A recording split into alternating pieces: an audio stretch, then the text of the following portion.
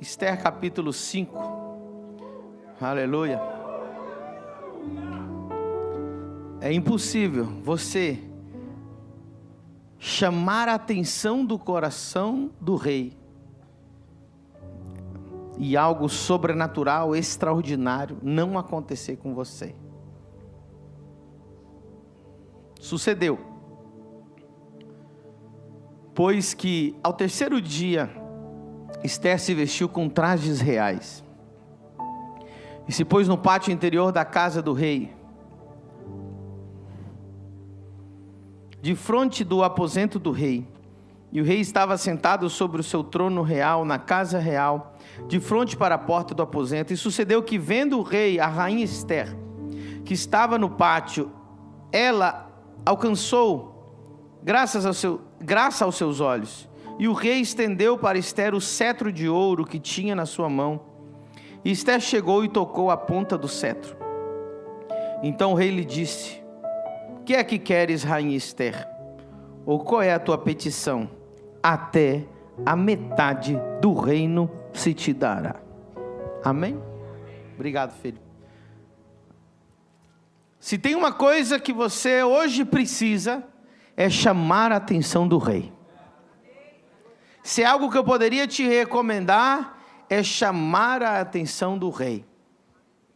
Pessoas aparentemente insignificantes, pessoas que não têm uma família boa, não têm dinheiro, não têm fama, não têm nada, são as pessoas que de repente, diga comigo, de repente, Deus muda a história dela, porque conquistou o coração de Deus, chamou a atenção do rei.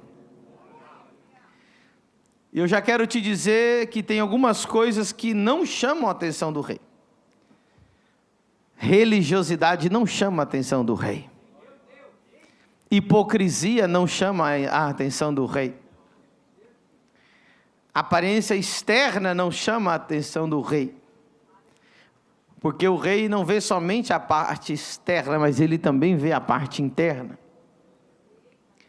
O dia que você vê um grande homem, uma grande mulher de Deus, extremamente abençoado por Deus, pode ter certeza que chamou a atenção do Rei dos Reis. Esse aqui é o rei, um rei natural, né? E a rainha Esther chamou a atenção dele. Chamou a atenção por como ela estava vestida, como ela se apresentou. E quando o rei chamou ela, aleluia, ele disse: até a metade do meu reino, se você me pedir, eu te dou. Já imaginou? Isso naturalmente. Agora imagina quando o rei dos reis te chama. Quando o rei dos reis te vê. Quando o rei dos reis coloca os seus olhos em ti e manda te chamar. Quando o rei dos reis dá uma ordem no céu para algo ao seu favor. Mas nem todo mundo chama a atenção de Deus. Muitas pessoas, todos nós queremos a atenção de Deus. Todos nós viemos aqui, é impossível alguém aqui que não queira a atenção de Deus. Senão sequer você teria vindo neste lugar. Mas muitos vêm com atitude errada. Alguns vêm com arrogância, e Deus rejeita o arrogante. Alguns vêm com incredulidade, e Deus rejeita a incredulidade. Alguns vêm com indiferença, mão no bolso, mascando chiclete, olhando o WhatsApp, comentando tudo que ele vê. Você viu essa música? Você viu esse pastor? Você viu esse cantor? Você viu esse aqui? Você viu a roupa dele? Você viu o chiclete? Você viu? E ela indiferente. E às vezes irreverente. Não se chama a atenção do rei, pelo contrário, você vai ser expulso da presença do rei com irreverência. Se tem algo que você precisa aprender hoje, é chamar a atenção do rei. E quando você lê a Bíblia, você vê alguns homens que chamaram a atenção dele. Chamaram a atenção de Deus. Gente comum. Gente que não era de família boa. até uma prostituta. Raabe chamou a atenção de Deus. E Deus colocou ela na genealogia de Jesus. Uau! Então não importa de onde você veio, o que você fez, e não importa a família, não importa o teu nível de escolaridade, o teu nível de dinheiro, a pergunta é: será que a sua vida vai ter uma virada, porque o rei vai mandar te chamar? Tem um glória a Deus aí ou não? Deus quer fazer uma transformação profunda na sua vida. Deus quer fazer algo tremendo, mas Ele não faz com todo mundo. Quem já percebeu que não é com todo mundo? Porque com alguns você parece assim: meu Deus, esse parece um escolhido. É porque esse chamou a atenção do rei. Bartimeu chamou a atenção do Rei dos Reis. Quantos cegos haviam em Israel, em Jericó, que não foram curados, mas aquele cego chamou a atenção de Deus. Aleluia. Primeira coisa que chama a atenção de Deus. Primeira coisa que Deus é atraído, que eu quero passar aqui para vocês. Vou falar pelo menos de 4 coisas hoje. É fé. Sem fé é impossível agradar. Então o contrário também é real. A fé agrada a Deus. Ou seja, quando você se coloca na posição de vítima, você está desagradando a Deus. Muitos cristãos se colocam em posição de vítima. Ah, Senhor, por que comigo? Ai, Senhor, por que minha vida é assim? Ai, Senhor, que tristeza o que está acontecendo comigo. Ah, Senhor, as coisas ruins todas acontecem comigo. Ai, Senhor, ninguém me vê, ninguém me olha, ninguém me quer. Esse espírito de vitimismo desagrada a Deus. E muitos cristãos vivem à base desse vitimismo.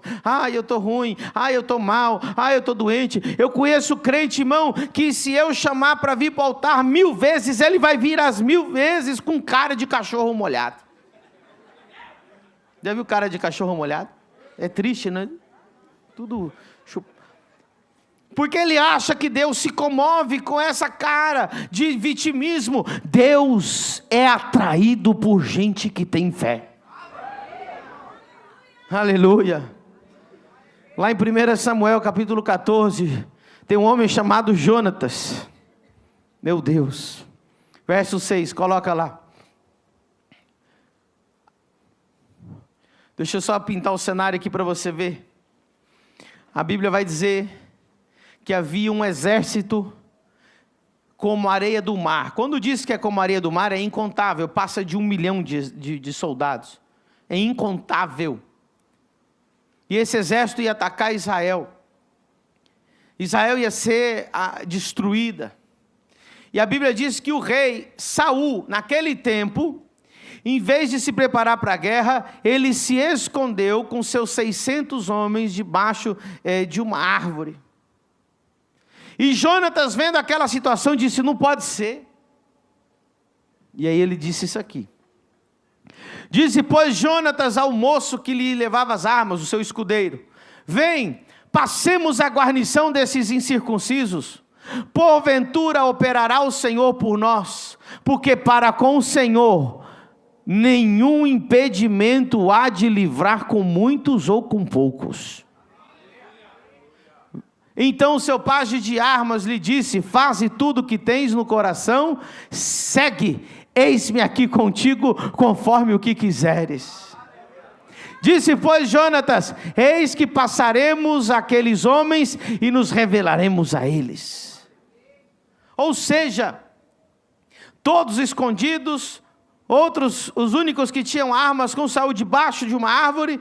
E Jonatas disse para o seu pajem de armas, o seu escudeiro: vamos até a guarnição dos filisteus, porque para Deus não importa dar uma vitória com muitos ou com poucos. Nesse caso era 2. Diga comigo: 2 loucos contra um exército. Irmão, alguém tem que fazer esse filme. Eu já vi 300 contra o exército. Mas aqui está dizendo que era Jonatas e o seu escudeiro. Agora eu fico imaginando, Deus lá no céu, irmão. A Bíblia vai dizer que o povo estava escondido em cavernas nessa época. Quando viu, imagina, você está vendo um exército como areia do mar que não pode contar, todo mundo escondido. E Saul, que era o rei que tinha que lutar, escondido. E eu imagino que todo mundo escondido estava orando. Você não acredita que estavam orando? Ai, Senhor Deus, por favor, Senhor Deus. Ei, deixa eu dizer uma coisa. Quando um se levanta com fé, ele se torna a resposta de oração de todo mundo.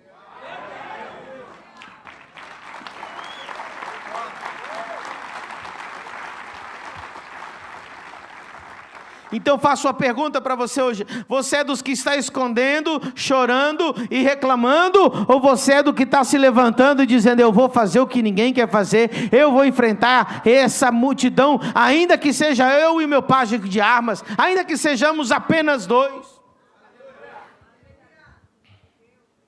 Eu imagino Deus lá no céu, todo mundo orando, e Deus não ouvia nenhuma oração, porque era toda sem fé. Mas de repente, diga comigo, de repente, um anjo com um iPad chegou correndo no céu. Senhor, Senhor, Senhor, olha isso aqui. 2 loucos, um com a espada e outro com a lança, diz que vai enfrentar um exército e diz que vai no seu nome ainda. Quando Deus olhou, ele disse, não.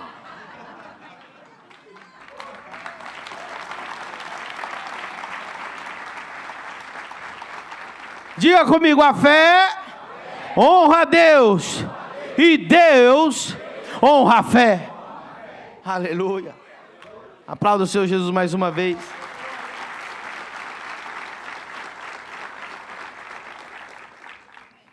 Lá em Mateus 8:10, Jesus disse sobre o centurião romano, presta atenção, romano, ele não era um homem criado em Israel, com os costumes de Israel e com a Torá e com a Bíblia, e não conhecia as Escrituras, mas olha o que ele disse, maravilhou-se Jesus. Você já imaginou? Um homem que sequer era de Israel, Jesus olhar para ele e se maravilhar. Que Deus possa olhar para você e se maravilhar da sua fé.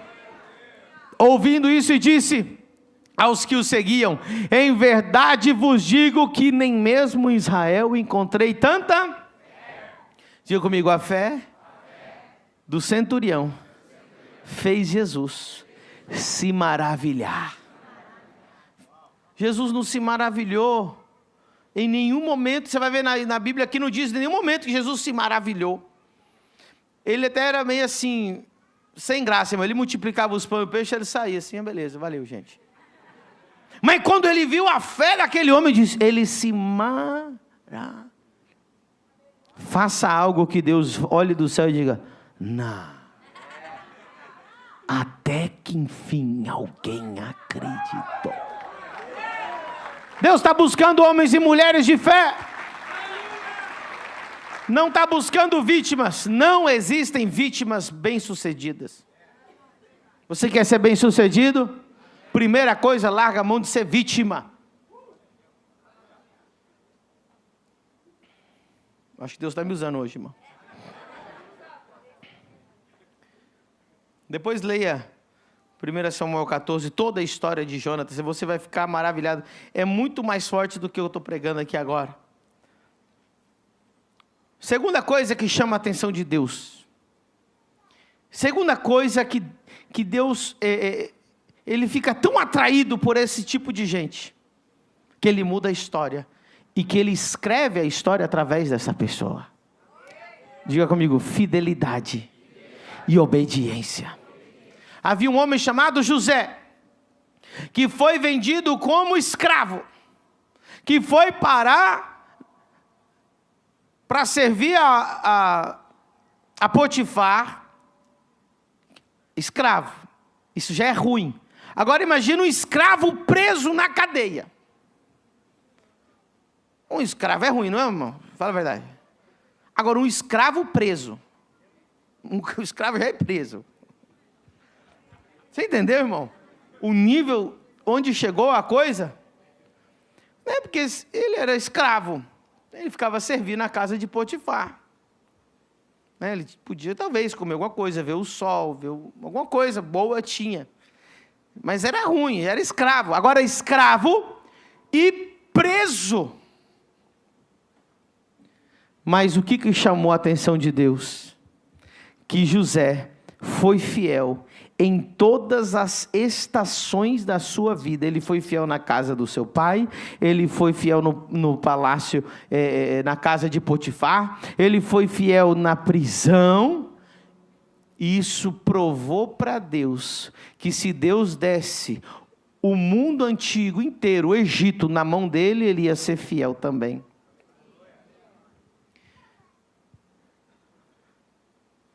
O que Deus quer falar para nós quando a gente chegar no céu? Servo bom e... Não é servo bom e famoso. Quem lembra? Quando a gente chegar no céu, a frase que Deus quer falar para nos dar as boas-vindas é servo bom e... Não é servo bom e famoso, não é servo bom e milionário, não é servo bom e qualquer outra coisa, é servo bom e fiel. E o que Deus faz com os fiéis? Que são fiéis em qualquer circunstância. Porque não venha me dizer, pastor, eu tive que ser infiel porque a minha circunstância foi muito terrível. Foi pior do que a de José? Então não tem desculpa.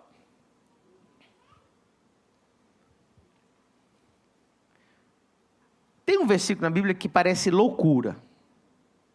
Só quem é maduro espiritualmente consegue entender. Tiago diz assim: tenham por suma alegria, sumo gozo. Quando, sumo quer dizer o máximo. Tenha por máximo prazer e alegria quando você for tentado. Olha que loucura, irmão. Não faz sentido. Não, Deus me livre. Ninguém quer passar pela provação ou tentação, não é verdade? Então, tenham por suma alegria quando te encontres em todos os tipos de tentações e tribulações. O homem tinha que ter um nível, irmão, de maturidade espiritual para escrever um negócio desse. Eu tenho 20 anos de crente, agora que eu estou entendendo. Mas eu vou resumir e mastigar para a pessoa que está até visitando hoje pela primeira vez vai conseguir entender. Como assim tenha suma alegria quando eu passe por todo tipo de tribulações? Só passa pela prova quem foi matriculado para se formar. Ou seja, se Deus está te testando, se Deus está testando a tua fidelidade, o teu caráter, é porque ali na frente tem algo muito grande que você nem imagina aquele...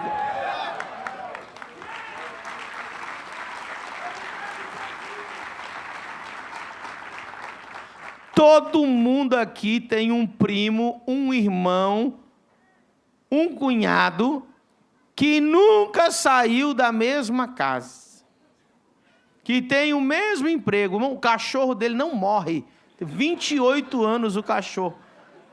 Quem sabe o que eu estou falando? Mesma casa, mesmo emprego, mesmo cachorro, tudo igual. E você diz: Deus, a minha vida é uma montanha russa.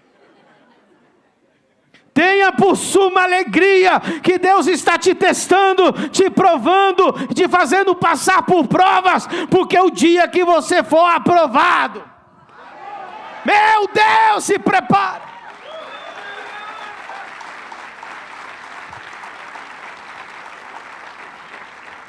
Diga: eu estou matriculado.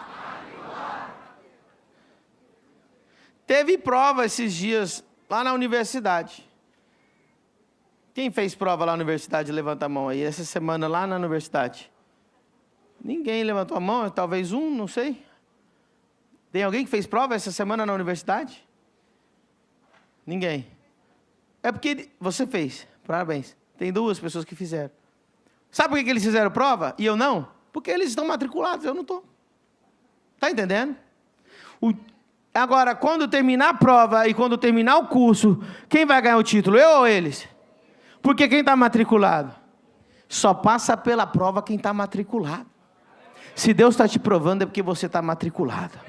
Se Deus está te provando é porque Ele tem planos para você. Se Deus está te provando é que Ele quer te dar algo maior. Deus provou José até o final, porque Deus precisava confiar nele, porque Deus ia fazer ele o homem mais poderoso do planeta Terra.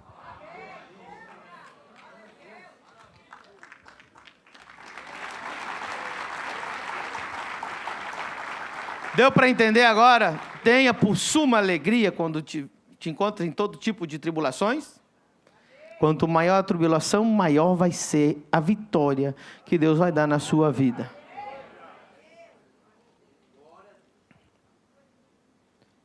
Eu nunca vi gente glorificar quando chega um pastor e conta aqui, irmãos, a minha vida sempre foi boa. Aleluia, amém. Você não fica impressionado assim, irmão, de onde Deus me tirou, porque aquilo que eu passei, e agora olha o que Deus fez na minha vida, e você vê o contraste e fala assim, isso foi a mão de Deus. Eu nunca vi alguém você ficar assim, uau, irmãos, então eu nasci rico, né? Estudei nas escolas da Suíça, né? E hoje eu continuo rico, e Deus me abençoe, amém. Tem graça, irmão? Tu vai ter história para contar. Tu vai ter experiência para contar. Tu vai ter testemunho para contar. Você vai falar assim, eu fui pela fé para Balneário Camboriú, e Deus ia provendo cada mês. Deus fazia milagre cada mês. Eu não era ninguém, mas Deus me levantou, e eu e minha casa somos herdeiros da terra de Balneário. Herdeiro das 50 nações.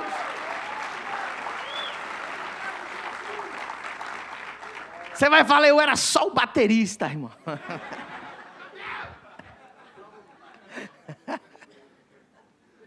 Pastor Dan era só o baterista. Olha o que ele fez agora. Aleluia. Era baterista, né?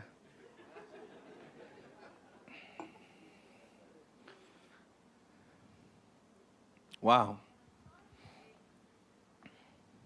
Diga comigo, fé, fidelidade, obediência. Diga adoração. Bom, aí a coisa começou a ficar mais profunda. Se você esquecer tudo que eu falar hoje, lembre-se do que eu vou falar agora. Quando você ora, você está buscando a Deus. Quando você jejua, você está buscando a Deus. Quando você vem à igreja, você está buscando a Deus.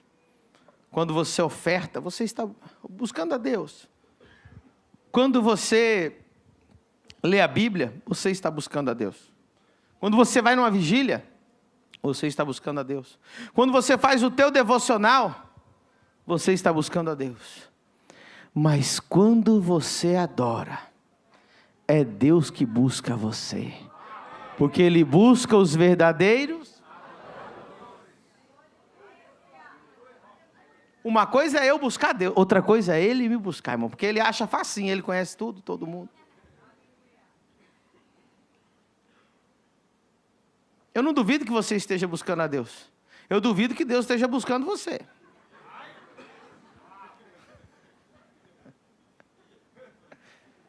Pastor, eu estou buscando a Deus. Não duvido. Mas será que Deus está te buscando? Ele busca, procura pelos verdadeiros.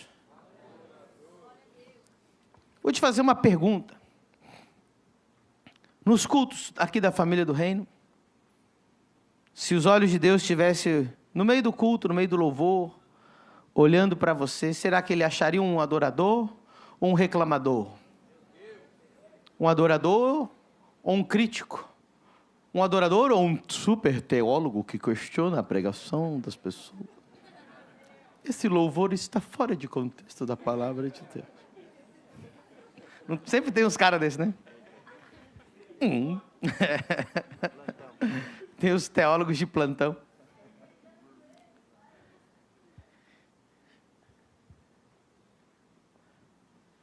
Ou será que ele encontra um verdadeiro adorador? Diz a Bíblia que na adoração existe um aroma. Você já sentiu um cheiro que você foi atrás desse cheiro? Quem já sentiu o cheirinho de café? Fala, meu glória. E vai atrás. Na casa da minha avó, irmão. A gente podia estar fazendo o que fosse, na rua, brincando e pulando na cama e fazendo bagunça. Quando sentiu, já imaginava aquele pão com manteiga assim cortada, assim, molhando no café com leite. Jesus me repreenda. Estou fazendo vocês pecarem agora, hein? A tentação. Ia correndo, sim ou não? Procurar aquele cheiro. Vó, a senhora está fazendo café, vó. E a vó fazendo naquela coado no pano, naquele coador de pano. É bom, não é? Meu Deus, aí minha avó colocava alguma coisa para assar no forno, vinha aquele cheiro de bolo. Uma broa de milho. Né? Um bolinho de chuva, fritinho, canelinha, aquela coisa boa.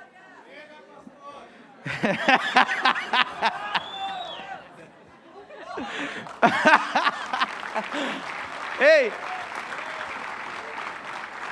deixa eu falar uma coisa para você. Deus está buscando uma igreja de adoradores. Tem hora que a adoração da família do reino fica tão intensa que o cheiro chega lá no céu e Deus fala, da onde está vindo esse cheiro? E ele vem,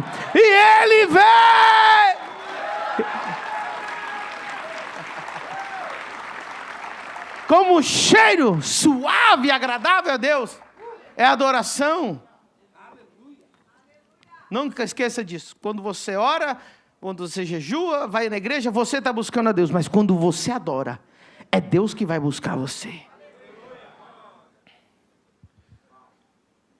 Não tem um adorador na Bíblia como Davi. Davi era um adorador.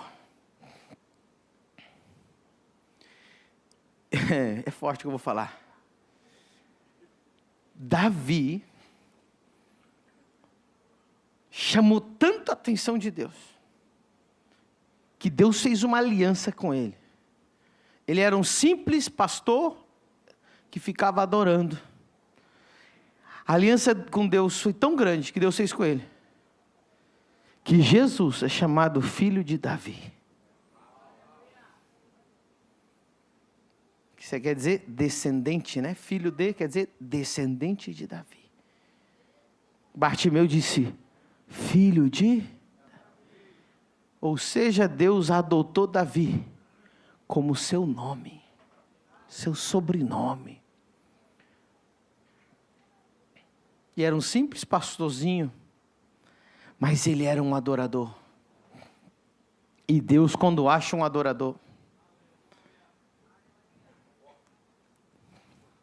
Bom, quando Deus aparece para você, acontece assim, ó.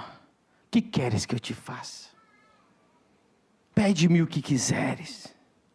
E Deus te dá até o que você não pedir. Mas Deus está procurando qualquer adorador? Que tipo de adorador?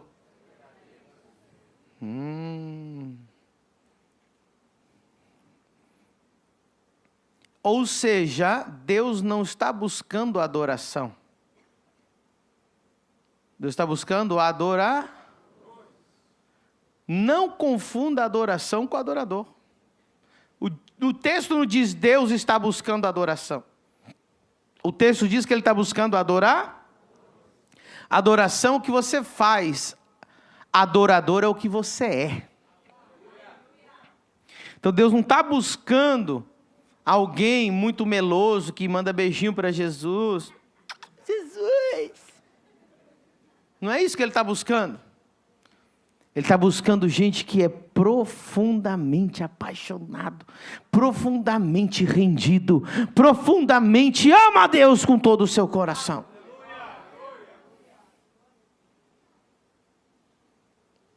Que acorda de manhã e diga, bom dia, Espírito Santo. Hoje eu subi no Morro do Careca. Quando eu olhei assim para aquele mar, eu falei, Jesus, o Senhor é tão lindo. Ou seja, não interessa o lugar que eu estou, o que eu estou fazendo, o que vem no meu coração é adorar. Só para te adorar e fazer seu nome grande e te dar o louvor que é devido. Estamos nós. Faça uma pergunta para você. Tem gente que é observador, tem gente que não é. Mas quem é observador? Normalmente eu chego que hora no culto? Quando? No primeiro ou no segundo? No primeiro. 95% das vezes no primeiro. Por quê, pastor? Porque eu amo adorar a Deus. Tem gente que fala assim, não, dá tempo ainda, a gente vai chegar lá no último louvor, o pastor nem vai estar pregando ainda. Ele despreza o louvor. É só o louvor. Ele acha que isso aqui é música para entreter crente.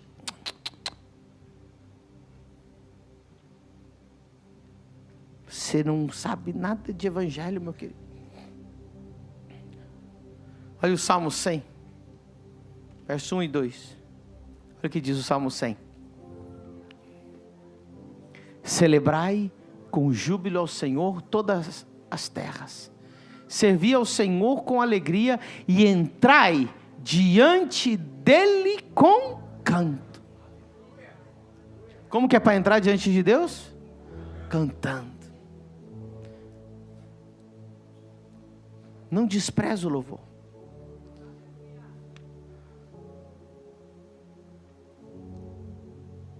Deus está buscando verdadeiros adoradores.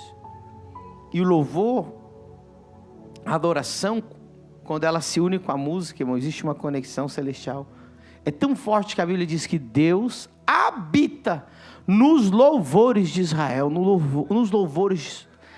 Por isso que a presença dele fica até pesada na hora da adoração, na hora que a gente está cantando para ele. E eu não estou dizendo que você tem que ter uma voz linda e cantar bem alto. Você pode cantar baixinho, mas que seja lá do fundo da sua alma, que você possa concentrar, fechar os seus olhos. Se tem um momento que eu fico triste, é quando eu percebo que as pessoas no meio do louvor estão dispersas. Nós estamos perdendo uma grande oportunidade. E sabe o que a gente está perdendo? A oportunidade da glória de Deus se manifestar. Olha o que acontece. Uma vez uma mulher veio, quebrou o vaso de alabastro nos pés de Jesus. Quebrou o vaso de alabastro. E Jesus disse, olha, eu entrei aqui, vocês não passaram óleo na minha cabeça, não me lavaram as mãos, não me lavaram os pés, que era o costume que tinha que fazer. Mas essa mulher fez tudo com as lágrimas dela e com esse perfume está me ungindo. 1 ano de salário aquele perfume. E Jesus disse, aonde esse evangelho for pregado, essa mulher vai ser lembrada. Eu estou lembrando dela agora nessa pregação. Ou seja, os discípulos estavam mal acostumados com a presença de Jesus. Não é só Jesus. E quando alguém interrompeu e fez uma adoração extravagante, eles acharam estranho. Que o estranho para você é o dia que você não adorar de forma extravagante. Nunca se acostume com a presença de Jesus. Seja sempre um adorador extravagante. Deus está falando com alguém aqui? Aleluia. Falei que ia falar pelo menos 4, né? Falei 3. Fé, fidelidade, obediência e adoração. Vamos para o número 4? Diga comigo, oferta. Gênesis 4:4. Gênesis 4:4.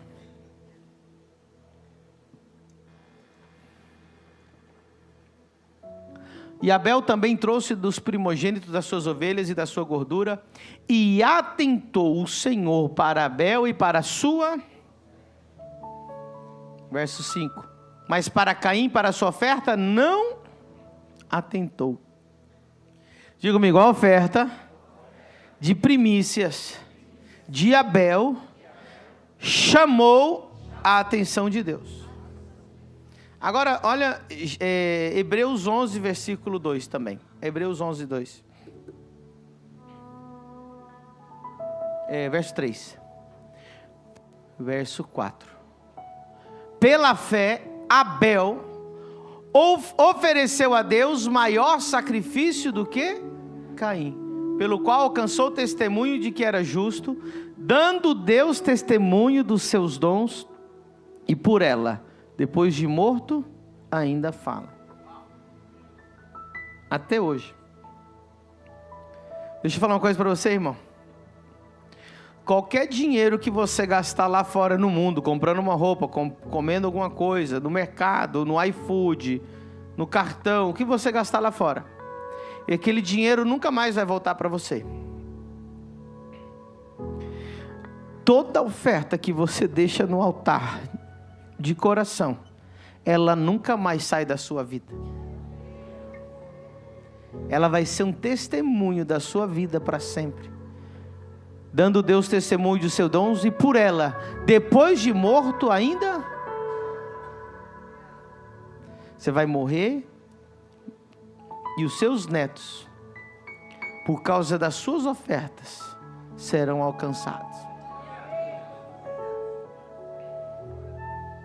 Tempos atrás, o Alexandre, o obreiro Alexandre, uma conversa, ele falou: pastor, estou fazendo a árvore genealógica da minha família, e descobri quem são meus avós, meus bisavós, meus tataravós. Ele falou: pastor, aí eu puxei uns documentos de uma igreja presbiteriana, de que cidade? Região? Paraná? São Paulo, do teu tataravô? E estava um documento, imagina um documento, sei lá quantos anos, tem 100 anos? 140 anos. O tataravô dele, dizendo assim, a somatória da oferta, da maior oferta daquela igreja que a gente tinha dado, era o tataravô dele. Enquanto o Alexandre estava falando isso para mim, eu não falei para ele, mas estou falando agora no púlpito. O Espírito Santo falou para mim assim: aquela oferta nunca morreu, ela está falando até hoje, está alcançando a tua geração. Deus não deixa.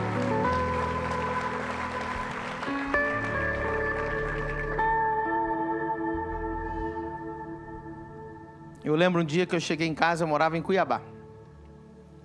E na minha casa não tinha mais nada. Minha mãe tinha...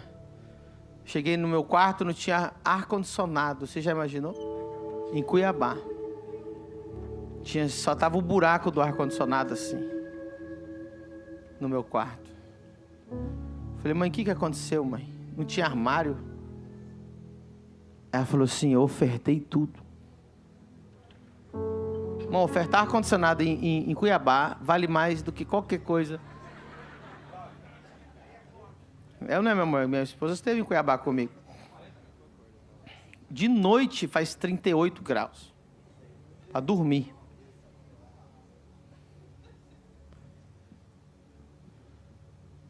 Minha mãe esvaziou todas as contas dela. Tudo que ela podia ofertar, móveis, coisas, roupa, tudo, ela falou: foi tudo. Mas os meus filhos serão homens e mulheres de Deus.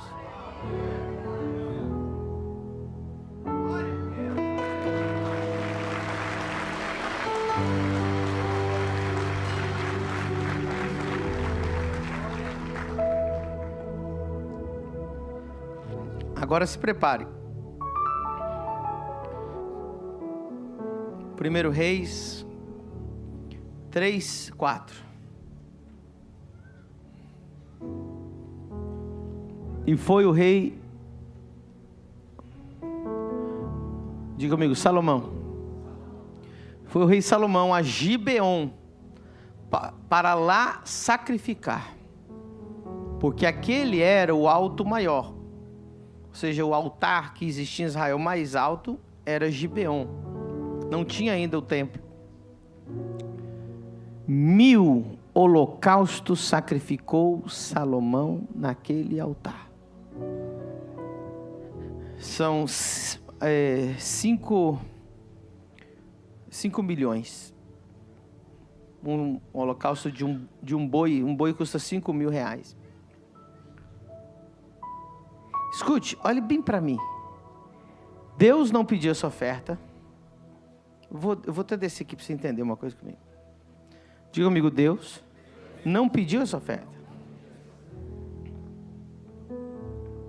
Em nenhum lugar da Bíblia existia um lugar que pedisse para ofertar 1000 holocaustos. Porque na Bíblia tem algumas ofertas que tem que ser feitas. Tem que fazer um cordeiro, tem que fazer uma pombinha. Tem coisas assim simples que a Bíblia fala como fazer. Não existe nada que... Da onde ele tirou essa história de ofertar 1000 bois para Deus? 100% do coração dele. Foi a forma que ele achou para expressar o quanto ele amava a Deus e que ele queria honrar a Deus. Diga comigo, ofertas chamam a atenção de Deus. Ai, se chama. A mensagem de hoje podia ser só sobre essas ofertas que chamam a atenção de Deus. Veja o que aconteceu nos próximos versículos. E em Gibeão apareceu o Senhor a Salomão. Então ele ofertou 1000 holocaustos. O que Deus fez? Apareceu. E disse-lhe Deus: pede-me o que queres que eu te dê.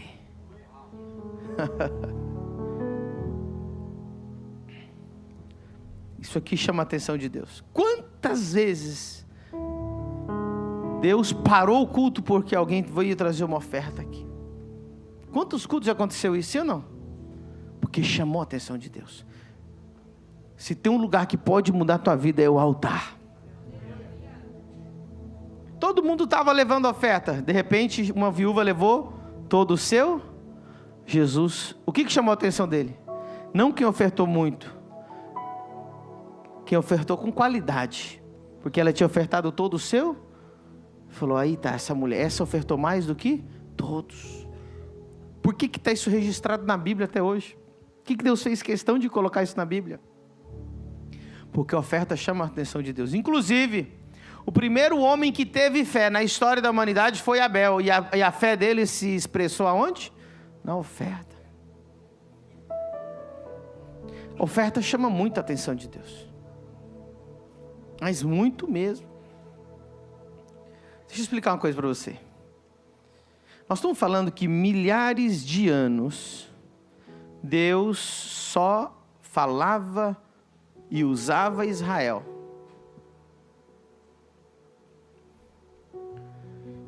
E havia uma promessa de que um dia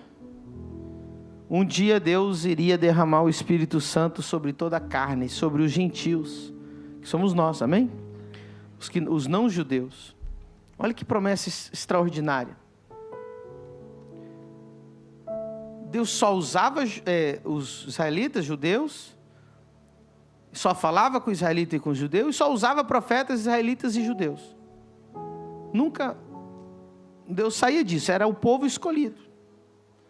Só que Deus um dia fez uma promessa que um dia Ele derramaria o Espírito Santo.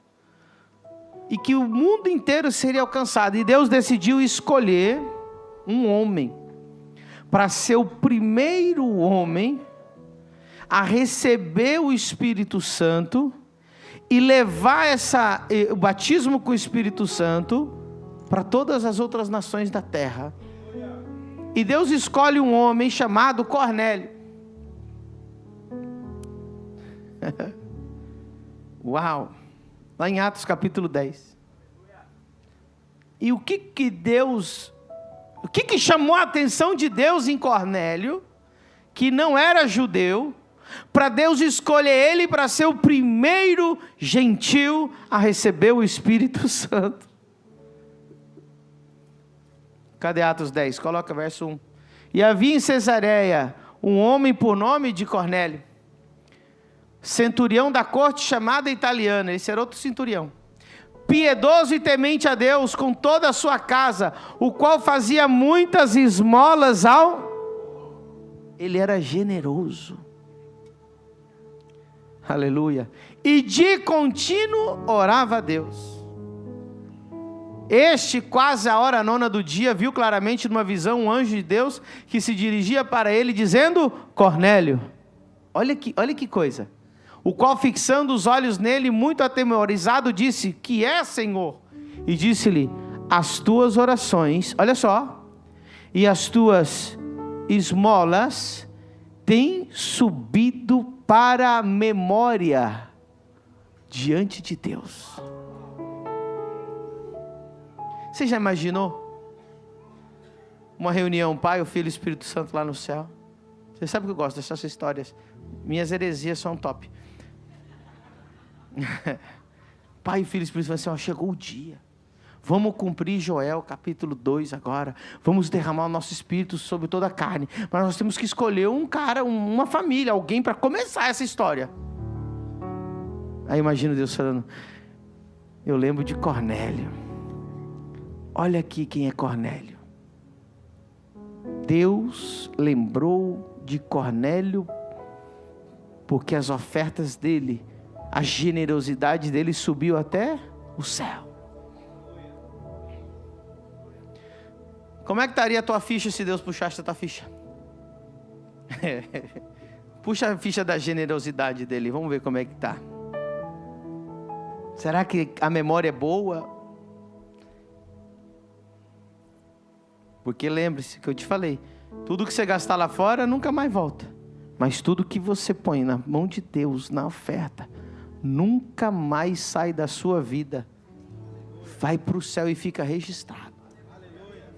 Por isso que a Bíblia diz, Jesus disse: não construam tesouros na terra, construa tesouros no céu. Toda vez que você oferta, você está construindo um tesouro no céu.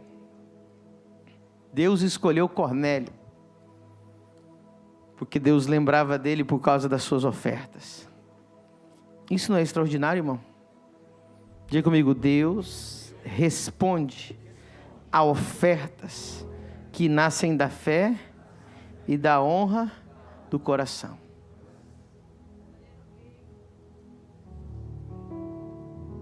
Abel, Salomão, Cornélio.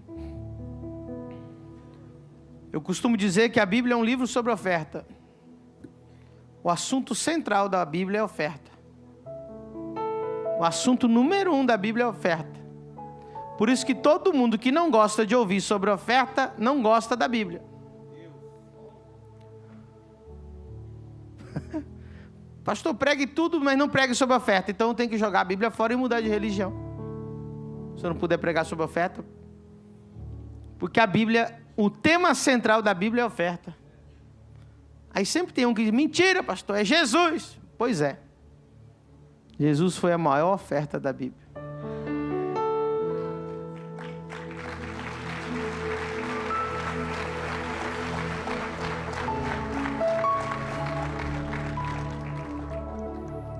E Deus ama oferta, irmão. Quem inventou picanha foi Deus, irmão. Tem uns 10 versículos na Bíblia assim: a gordura é minha. Está escrito assim. Quando fazer oferta, Deus não gosta de qualquer oferta. Deus gosta de ofertas boas, recheadas, gordurosas. Abel trouxe os primogênitos e da gordura, deu-se o melhor para Deus. Eu lembro quando eu me converti, tinha 15 anos, eu morava nos Estados Unidos, e naquela época eu estava trabalhando de ajudante de garçom. É um trabalho que eu acho que não sei no Brasil, mas lá tem. Não é garçom, não, é ajudante de garçom. Um restaurante muito chique. Eu até levei minha esposa lá depois de, 20 anos depois, eu comi no lugar que eu era garçom, ajudante de garçom. E aí,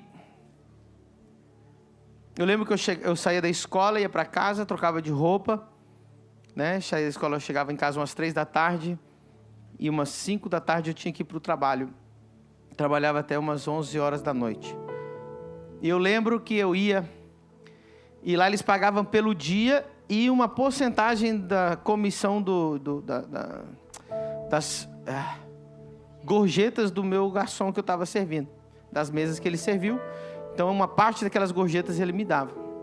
O garçom tirava $1.000 numa noite, tá, gente? Só para vocês entenderem. É diferente nos Estados Unidos ser garçom do que no Brasil. Eles têm Mercedes, BMW, os garçons. Tem dignidade. E aí, eu ganhava o meu. E eu lembro até hoje, irmãos, que eu saía cansado. Quem já trabalhou no restaurante sabe como é que é. Meia-noite, 11 horas, meia-noite, cansado, moído. E eu ia para a vigília. Eu ia 2 vigílias por semana naquela época. Eu ia toda sexta e toda sábado. Tinha 2 lugares que tinha vigília. Então, toda sexta e todo sábado eu ia. Qual que era o dia que eu mais trabalhava? Sexta e sábado no restaurante. Incontáveis vezes. Eu trabalhava tudo que eu trabalhava. Eu ganhava tudo que eu ganhava. E quando eu chegava na vigília eu dava tudo. E eu suado, fedendo, sujo. 100% que eu ganhava, eu ia só para levar para a vigília. No outro dia, tudo que eu ganhava, levava para a vigília. Tudo que eu ganhava, levava para a vigília. Às vezes eu colho coisas que vêm na minha memória, o que eu fazia lá, e eu sinto que eu estou colhendo até hoje fruto daquelas ofertas. Fique em pé nessa noite poderosa.